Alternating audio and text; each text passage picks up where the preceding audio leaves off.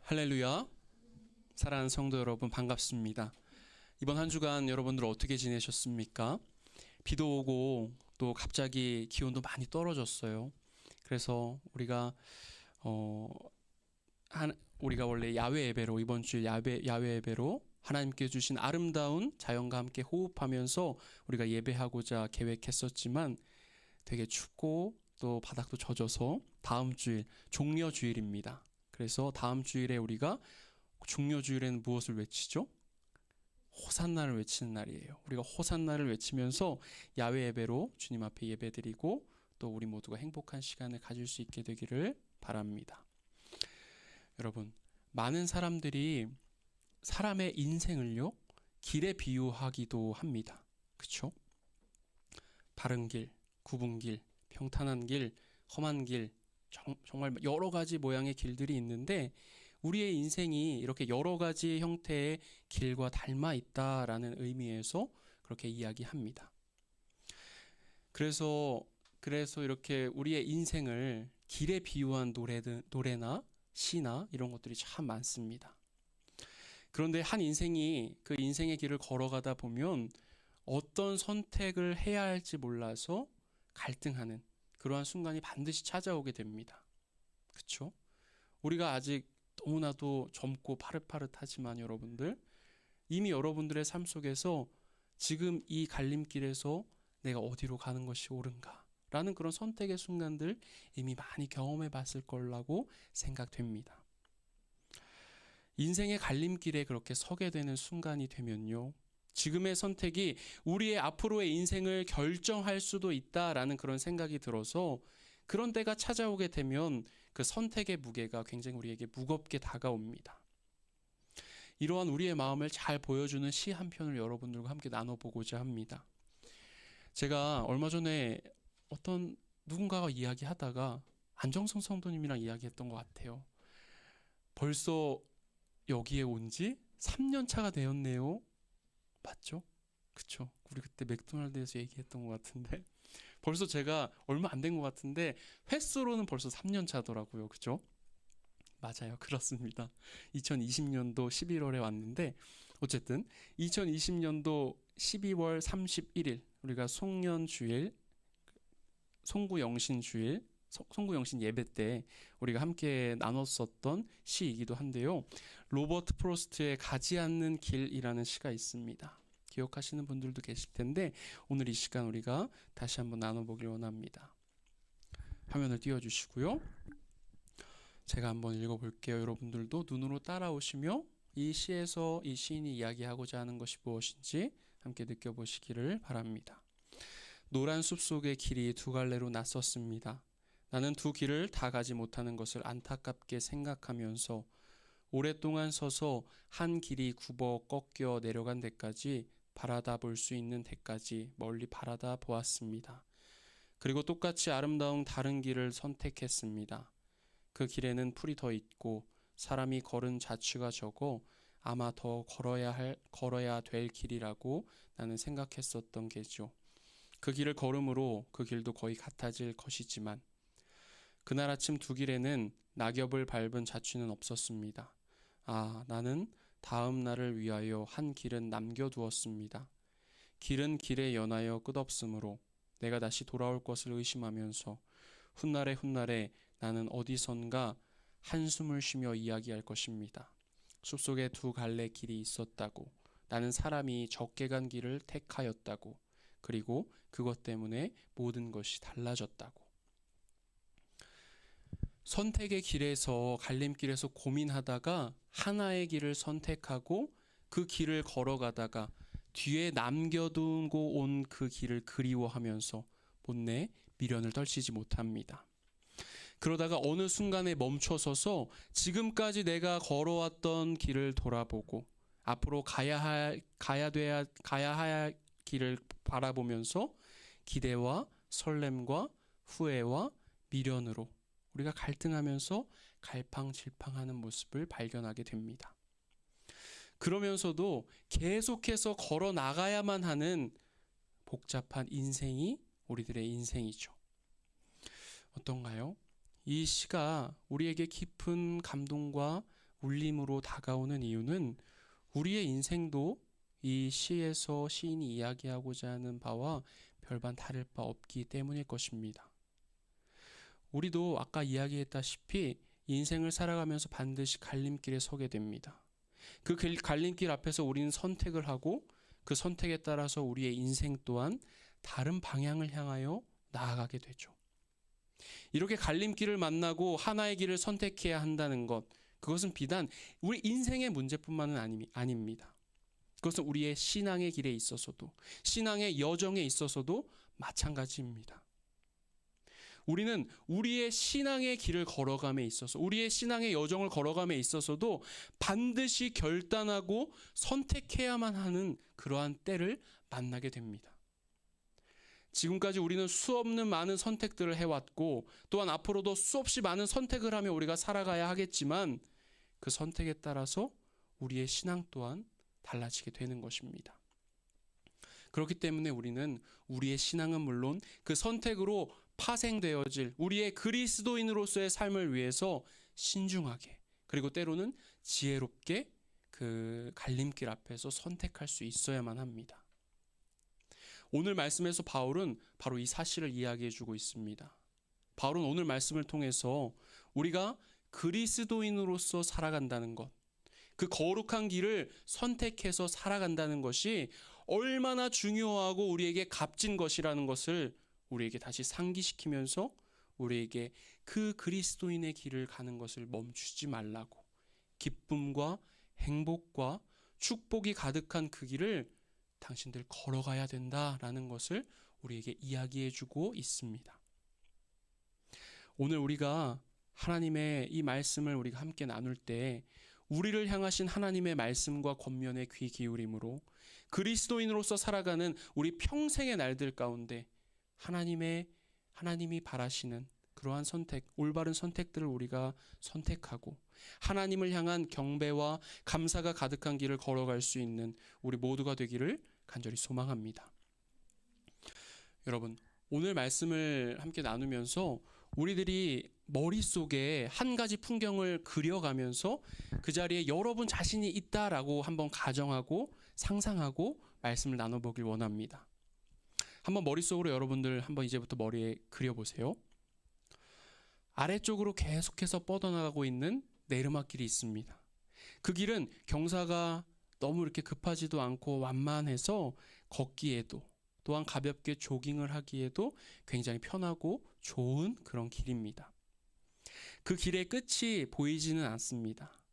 그래서 내가 지금 어디를 향하여 가는 것인지 알 수는 없지만 주변의 풍경도 너무나 예쁘고 날씨도 좋아서 우리에게 그렇게 크게 상관이 없는 상황입니다.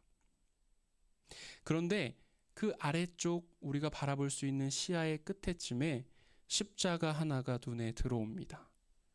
궁금한 마음에 저게 뭐지? 하는 마음에 그곳을 향하여 또 부지런히 걸어가죠.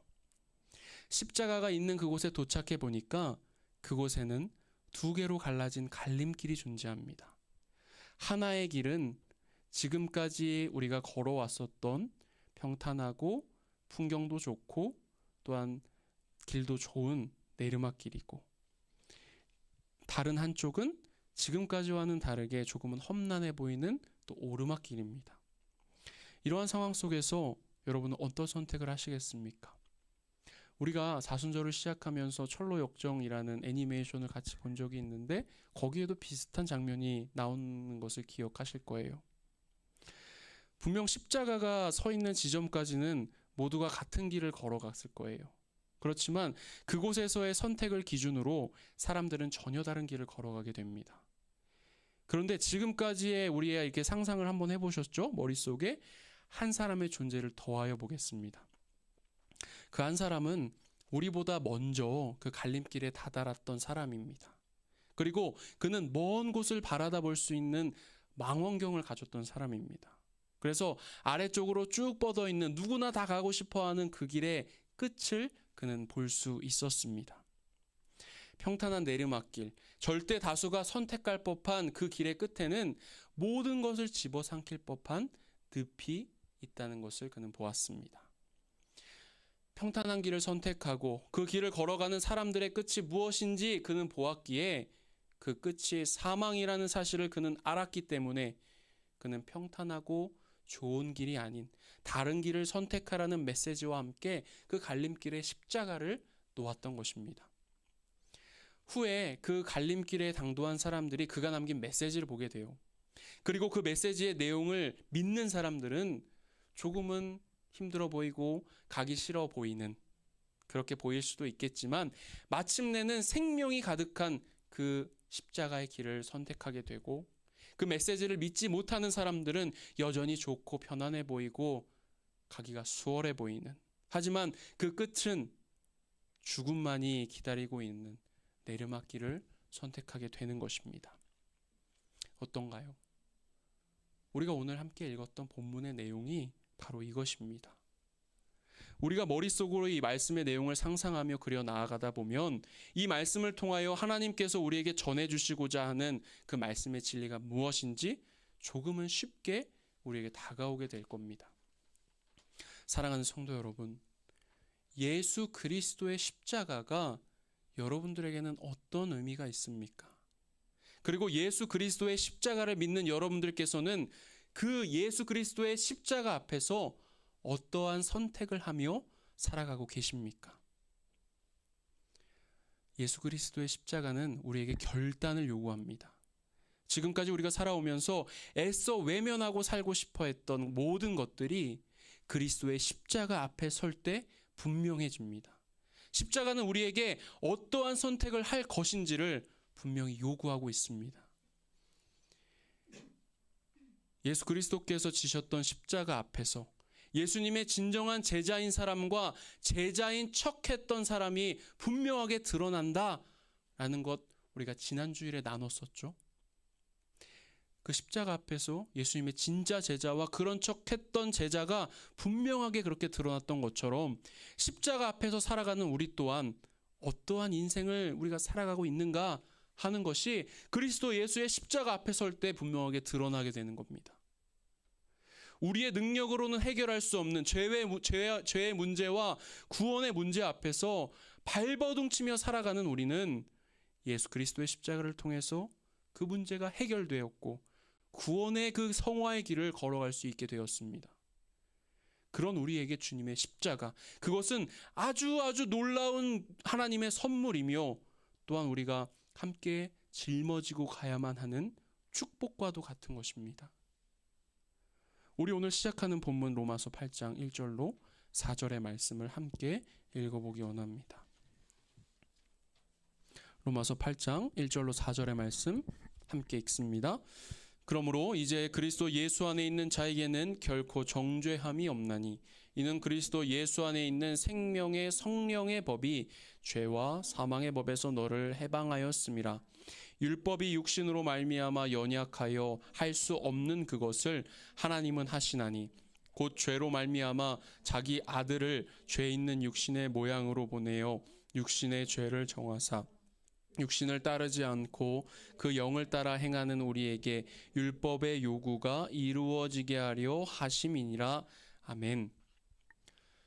그리스도 예수 안에 있는 자, 즉 예수 그리스도를 믿는 자에게는 정죄함이 없습니다. 왜냐하면 예수 그리스도를 믿음으로 우리 모두는 율법으로부터 그리고 죄로부터 자유로워졌기 때문입니다. 예수 그리스도를 믿는 그 순간부터 죄로부터의 자유라고 하는 우리 안에 놀라운 변화가 시작됩니다. 어떻게 죄인인 우리 안에서 그러한 놀라운 일들이 벌어질 수 있을까요? 이러한 일들이 일어날 수 있는 이유는 예수 그리스도의 십자가가 우리를 해방시켜줬기 때문입니다. 어떻게 해방하셨습니까? 방금 읽었던 로마서 8장 3절 4절의 말씀에 잘 나타나 있는데 이 말씀을 우리가 우리말 성경으로 함께 읽어봅니다. 우리 로마서 8장 3절 4절 말씀 우리말 성경 버전으로 다시 한번 읽어봅니다. 율법이 육신으로 인해 연약해져서 할 수 없던 그 일을 하나님께서는 하셨습니다. 곧 하나님께서는 죄를 속량해 주시려고 자기 아들을 죄 있는 육신의 모습으로 보내셔서 육신 안에서 죄를 심판하셨습니다. 이는 육신을 따라 살지 않고 성령을 따라 사는 우리에게 율법의 요구가 이루어지게 하시려는 겁니다. 아멘. 율법은 지난 주일에 우리가 로마서 7장의 말씀을 통해서 이야기했던 것처럼 결코 악한 것이 아니죠. 그리고 약한 것도 아닙니다. 율법은 완전하신 하나님께서 우리의 죄를 판별하게끔, 그리고 우리가 죄에 대해서 경계할 수 있도록 내려주신 거예요. 다만 그 율법을 받은 우리 인간들이 완전하지 못한 것입니다. 우리가 너무나도 연약하다는 거예요. 그렇기 때문에 우리는 하나님의 뜻이 무엇인지, 하나님의 율법이 이야기하는 죄가 무엇인지 분명히 알고 있음에도 번번이 죄로부터 자유하지 못하고 그것에 걸려 넘어지는 그러한 삶을 살아가게 되는 것입니다. 율법은 우리의 이러한 죄를 묵인하지 않습니다. 우리의 죄가 율법 앞에 서는 순간 분명히 드러나게 됩니다. 죄에 대한 판결이 있으면 형에 대한 집행이 따라오게 되죠. 그런 것처럼 율법은 우리를 정죄하고 그 결과로 우리는 멸망하게 됩니다. 이 복잡해 보이는, 어려워 보이는 이 말을 한 문장으로 요약해 보면 우리 모두는 죄로 인하여 죽게 될 것이다. 우리는 죄로 인하여 죽게 되었다라고 말할 수 있습니다. 그런데 이렇게 생각하면 참 힘들죠. 그런데 이렇게 죄로 인하여 죽을 수밖에 없는 우리를 위해서 누군가 이 죄로 가득한 우리들을 위해서, 우리를 대신해서 그 대가를 치러 주셨습니다. 그 누군가가 누구시죠? 예수 그리스도이십니다. 예수 그리스도께서는 죄로 인해서 죽을 수밖에 없었던 우리를 위해서, 우리가 행한 그 모든 죄의 값을 치러주시기 위해서 인간의 모습으로 이 땅 가운데 오셨어요. 그리고 십자가에서 우리 인간들의 모든 죄를 짊어지시고 또한 고통받으시고 돌아가셨습니다. 이렇게 우리 예수 그리스도께서는 우리를 대신하여 그 값을 치르심으로 우리를 자유케 하신 것입니다. 이제 이렇게 예수 그리스도의 십자가로 인하여서 자유케 된 우리의 앞에, 그 앞에 갈림길이 등장하게 됩니다. 그 두 개의 갈림길의 차이는 육체를 따라 살아가는 삶이냐 아니면 영을 따라 살아가는 삶이냐 하는 것입니다. 자꾸 지난주일 이야기해서 죄송한데 지난주일에 말씀을 전하면서 우리가 나눴던 이야기예요. 사도 바울이 사용하는 이 육체를 따라가는 삶이라는 삶을 뜻할 때에 사용되어지는 단어가 무엇이었죠? 좀 어려운 말이었어요. 사르크스라는 말이었습니다. 이것은 물질적으로 존재하는 우리들의 육체, 이것만을 가리키는 것이 아니라 타락한 우리 인간의 전 인격을 의미하고 있습니다. 즉 하나님께 대해서 죄와 약함과 무기력함을 지닌 우리 인간들의 본성을 가리키는 것입니다. 그렇기 때문에 육체를 따라 살아가는 삶, 육체를 따라 살아가는 삶이라는 것은 하나님의 명령과 하나님의 법과 사랑을 기준 삼아 살아가는 삶 대신에 죄 많은 우리 인간의 본성과 욕심과 욕망이 지배되는 그러한 생활을 뜻하는 것입니다.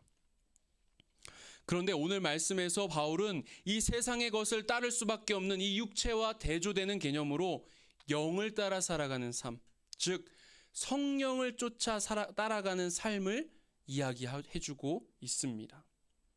우리 이어지는 로마서 8장 5절로 8절의 말씀 같이 한번 읽어보기 원합니다. 로마서 8장 5절로 8절의 말씀 함께 읽습니다.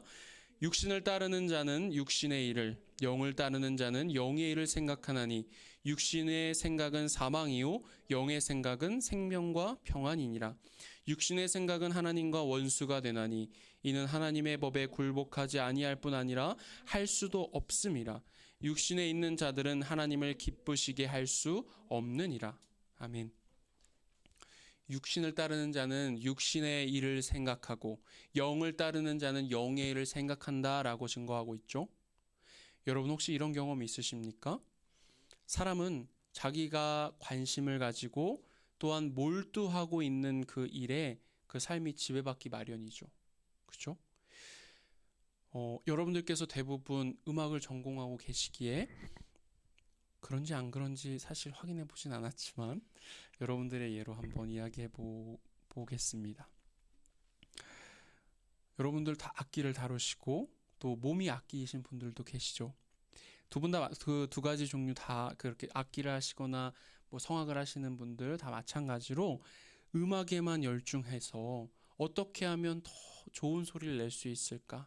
어떻게 하면 더 아름다운 소리를 낼 수 있을까? 그것만을 생각하며 연습하는 것이 전부인 인생이다. 여러분들 다 그렇게 살아가고 계시죠?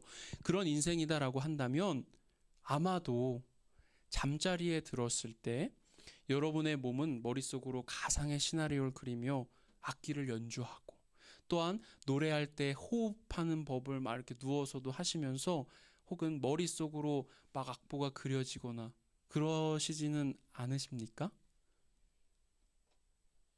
네, 그러실 줄로 믿습니다.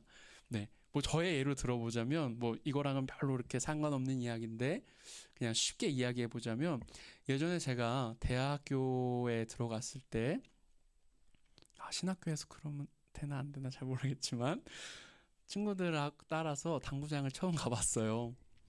그래서 잘 처음 쳐보긴 했었는데 그렇게 몇 번 따라갔던 일이 있습니다. 그렇게 따라가 보니 이제 저도 재미가 좀 붙었습니다. 그래서 어느 날 이제 자려고 누워서 딱 눈을 감았는데 머릿속에 그 당구 다이라고 하죠? 그게 머릿속에 그려지고 있는 거죠. 그러면서 그때 친구들과 그 포켓볼 말고 사구를 쳤었는데요. 그 길을 어떻게 하면 그렇게 갈 수 있나가 제 머릿속에 그려지고 있는 제 자신을 발견했던 적이 있어요. 그래서 이게 큰일 났구나 라는 이런 생각이 잠시 들어서 그 이후로는 잘 이렇게 가지 않았던 것 같은데 뭐 그런 이야기를 하고 있는 거예요. 여러분들이 음악을 좋아하시고 음악을 또 사랑하시는 분들이시기에 누워서도 이 악보가 막 지나가지 않을까? 저는 그런 상상을 해보며 이런 예를 한번 이야기해 본 것입니다. 이렇게 당구 이야기가 더 잘 다가왔나요? 네, 어쨌든 이해가 되셨으면 됐어요. 이렇게 그 사람이 무엇에 몰두하고 있는지에 따라서 그것은 다양한 모습으로 나타나기도 하겠죠. 근데 오해하지 마세요. 이것이 결코 나쁘다는 것이 아닙니다. 왜냐하면 여러분들의 그러한 집중은 하나님께서 여러분들에게 허락해 주신 아주 귀한 달란트이고 또한 귀한 시간들입니다. 육신의 일이라기보다는 육신의 일을 쫓아가서 내 머릿속에 자꾸만 그것이 생각난다기보다는 하나님의 영광을 위해서 다져지는 시간이다 라고 저는 생각합니다.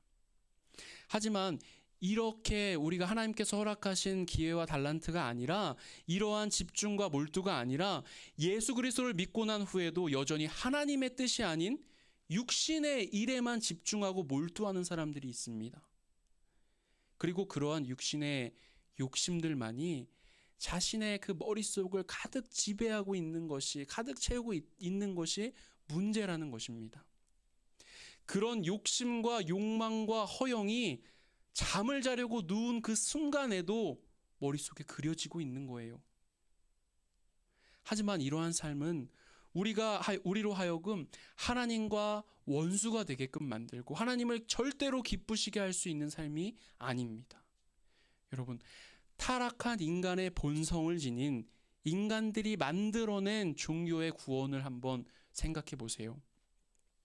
모두가 하나님의 은혜 없이 자기의 노력과 수양과 자신의 공로를 통하여서 그 안에 어떤 구원이라고 할까요? 그와 비슷한 개념들을 이야기합니다. 이것이 바로 육신의 것을 쫓는 일이에요.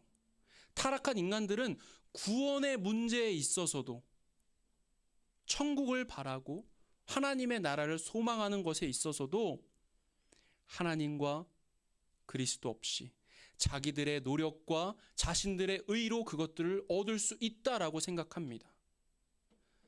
참 안타까운 상황입니다. 하나님과 에덴 동산을 함께 산책할 정도로 가까웠던 우리 인간이라는 존재가 왜 하나님을 피하게 되었습니까? 바로 그들 안에 생겨났던 죄라고 하는 것 때문에 그들은 하나님을 피했습니다.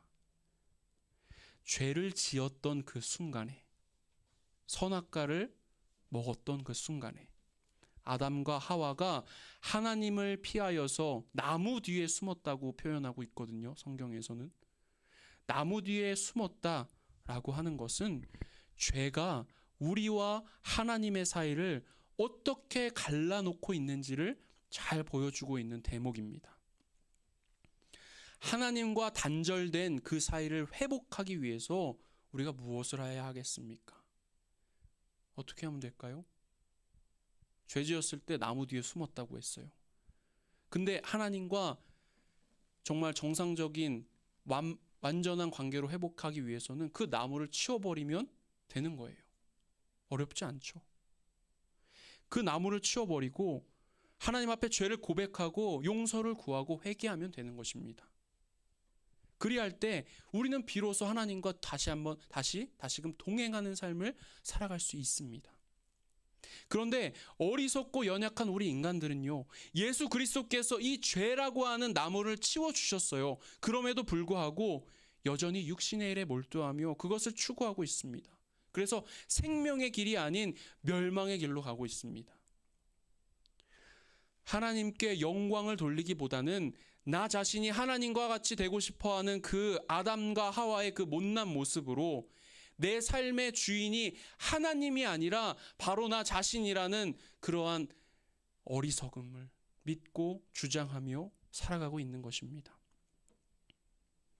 이렇게 육신의 것을 따르고 육신의 욕망과 욕심만을 생각하는 자는 언제나 채우면 채울수록 더욱더 비워져만 가는 자신을 발견할 뿐입니다. 반면 영을 따르고 영의 일을 생각하는 자는 생명과 평안을 얻는다라고 증거하고 있습니다. 우리는 우리 존재의 근원이신 하나님 안에 거함으로 영원한 생명을 얻을 수 있는 사람들입니다. 또한 하나님이 주시는 평안을 얻을 수 있습니다. 사랑하는 성도 여러분, 우리가 하나님 안에 거함으로 우리 모두 생명과 평안이 가득한 삶을 살아가게 되기를 간절히 소망합니다. 그런데요, 우리는 그리스도인이다, 믿는 사람이다 라고 하면서도 그 안에 생명과 평안함이 없고 근심과 정죄함이 가득한 사람들을 보게 됩니다. 그 이유가 무엇일까요? 그 이유는 하나님의 구원과 복음의 소식에 대한 관심이 우선순위가 아니라 세상의 일들이 그 우선순위에 있기 때문입니다. 하나님보다는 세상에 집중하고 살아가고 있기 때문에 그렇습니다. 성도 여러분, 하나님이 주신 영원한 생명과 평안을 여러분들 원하시죠? 그죠?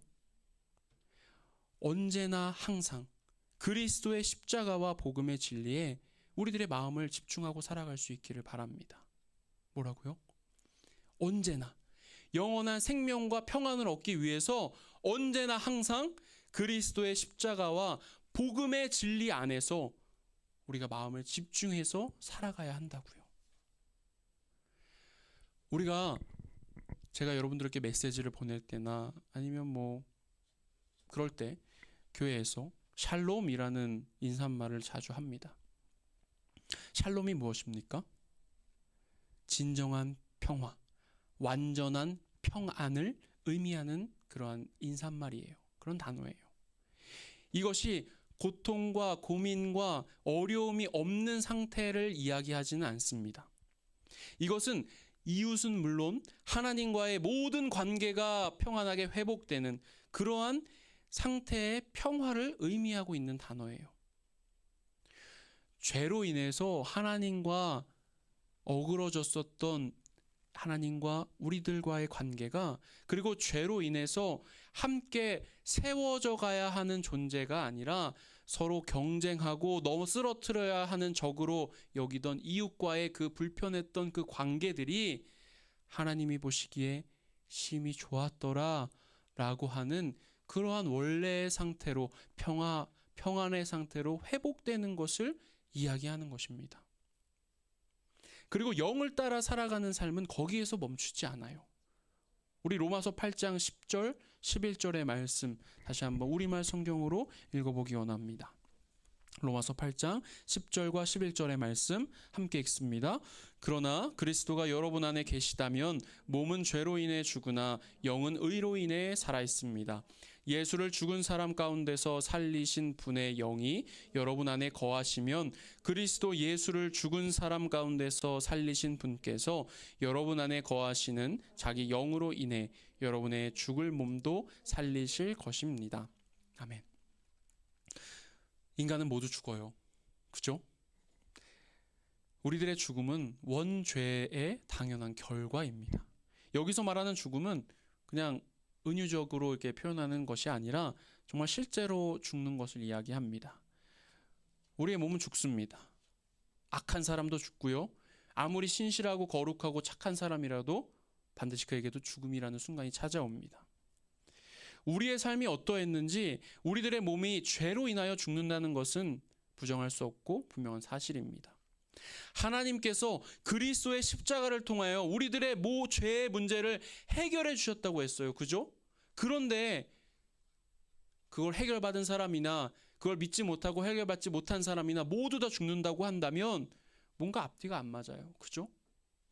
왜냐하면 우리 죄의 문제가 해결됐잖아요. 근데 해결받은 사람이나 못 받은 사람이나 똑같다? 그러면 좀 뭔가 앞뒤가 맞지 않습니다. 바울은 우리의 몸이 죄로 인하여 반드시 죽는다고 이야기했어요. 그러나 거기에서 그치는 것이 아니라 영을 따라 살아가는 삶, 그리스도의 영, 즉 성령의 인도를 받는 사람은 하나님께서 그리스도를 다시 살리셨던 것처럼 그 사람 또한 다시 살리신다라고 하는 것입니다. 그렇기 때문에 우리 그리스도인들에게 있어서 죽음이라는 것은 더 이상 두려운 그러한 존재가 아닌 것입니다. 예전에 저에게 이런 일이 있었어요. 저에게 있어서 누군가의 죽음이라고 한다는 것은 굉장히 힘들고 또 영원한 이별이다라는 그러한 생각을 제가 갖고 살았었습니다. 그래서 제 주변에 그렇게 많은 죽음을 제가 경험하지 못했지만 그래도 가끔 그런 가족이나 친구나 가까운 사람의 죽음을 경험할 때면 너무 힘들었었어요. 물론 지금도 힘들죠.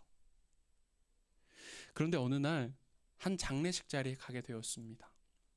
그 장례를 치르면서 또한 이제 기독교인들은 이제 마지막 때에 또 예배를 함께 또 드리는데요.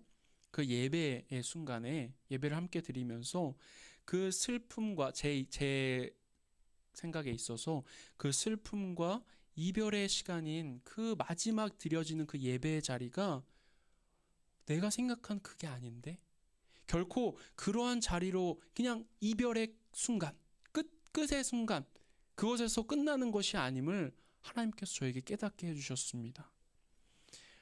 인간적으로 마지막을 보낸다는 것 너무나 마음 아프죠. 마음이 찢어집니다. 그런데 너무나도 신기하게도 이상하게도 그 죽음의 순간 앞에서 마지막 이별의 그 순간 앞에서 하나님께서 저에게 천국이 있다라는 것을 영원한 생명이 그리스도인들에게는 분명히 있다라는 것을 깨닫게 해주셨습니다. 그리스도의 영이 우리 안에 있으면 우리는 예수 그리스도와 하나가 될 수 있습니다. 그리고 더 이상 죽음이라고 하는 우리가 세상 사람들이 이야기하는 끝이라는 그 죽음이 우리를 더 이상 두렵게 하지도 못하게 하고 우리를 멸망으로 인도하지도 못하게 됩니다. 우리를 구원하신 주님께서 함께 하심을 하나님 나라의 백성으로 천국의 소망을 품고 그 어떤 어려움 앞에서도 설사 그것이 죽음이라고 하는 우리가 생각하는 끝인 것 같은 그 순간 앞에서도 기쁘게 그리고 감사하게 그것을 받아들일 수 있게 되는 것입니다. 어떻습니까? 바울은 오늘 이 두 가지의 선택의 갈림길 앞에 선 우리들에게 어떤 길을 선택할 것인가 물어오고 있습니다. 우리 사랑하는 성도 여러분들께서는 어떤 길을 선택하고 어떤 길을 걸어가시겠습니까? 이 길은, 이 갈림길은 누구도 피할 수 없는 길이에요. 누구도 넘어갈 수 없는 그런 선택입니다. 육의 길과 영의 길, 둘 중에 여러분들 어떤 길을 따르시겠습니까?